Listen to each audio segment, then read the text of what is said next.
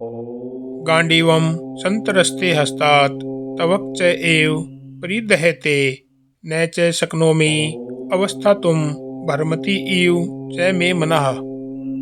अर्जुन कहता है, हे कृष्ण, मेरा गांडीव धनुष हाथ से फिसल रहा है, मेरी त्वचा जल रही है, मैं खड़ा भी नहीं रह पा रहा हूँ और मेरा मन मानो चक्कर खा रहा है।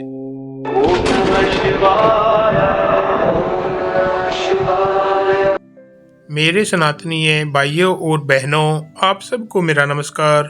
हम श्रीमद् भगवद गीता के श्लोक दर श्लोक का अध्ययन कर रहे हैं और आज का श्लोक पहले अध्याय का 30वां श्लोक है, जहाँ महाभारत की विशाल रणभूमि में तुरही, शंख, धनुषों के टंकार से भरी हवा के बीच अचानक एक नायक टूट रहा है। अर्जुन, वह योद्धा जिसने देवताओं तक को पराजित किया, आज खड़ा नहीं हो पा रहा है। अर्जुन कहता है, हे कृष्ण, मेरा गांडीव हाथ से फिसल रहा है, मेरी त्वचा जल रही है, मैं खड़ा भी नहीं रह पा रहा और मेरा मन जैसे चक्कर खा रहा है। यह कोई साधारण बात नहीं, यह एक योद्धा का स्वीकार है, एक ऐसा योद्धा जो दुनिया का सबसे महान धनुर्धर था, आज खुद को असहाय महसूस कर रहा है। पर क्यों?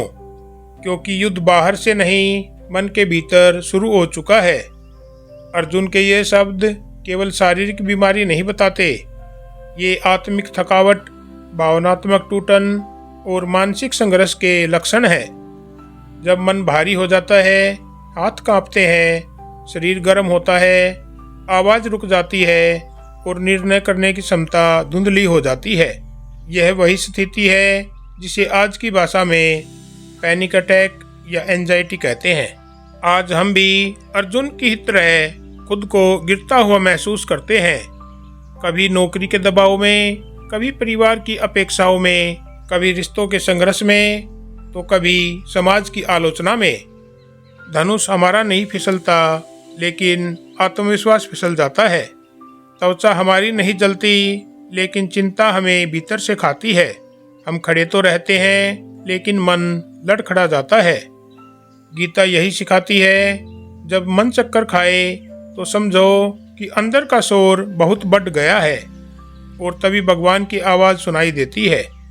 यही कारण है कि कृष्ण अब बोलने वाले हैं और गीता यही से शुरू होती है। अर्जुन टूट रहा था, पर उसका टूटना ही उसकी मुक्ति की शुरुआत बना। इसलिए यह श्लोक हमें याद दिलाता है, कमज़ोर महसूस करना पाप नहीं, रुक जाना पाप है। डरना गलत नहीं, पर डर के आगे झुक जाना गलत है। यह श्लोक हमें बताता है कि संघर्ष बाहरी नहीं, भीतरी होता है। अगर मन स्थिर है तो कोई तूफान डिगा नहीं सकता। अगर मन अस्थिर है तो एक हल्की सी हवा भी हमें गिरा सकती है।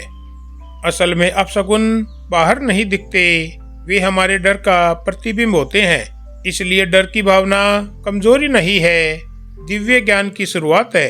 जय श्री कृष्णा। तो मेरे सनातनी भाइयों और बहनों, यह थी हमारी आज की वीडियो। अगर पसंद आई हो तो लाइक, कमेंट और शेयर करें, चैनल को सब्सक्राइब करें और इसी के साथ हर हर महादेव, ओम शिव शक्ति नमः, सनातन धर्म की जय हो।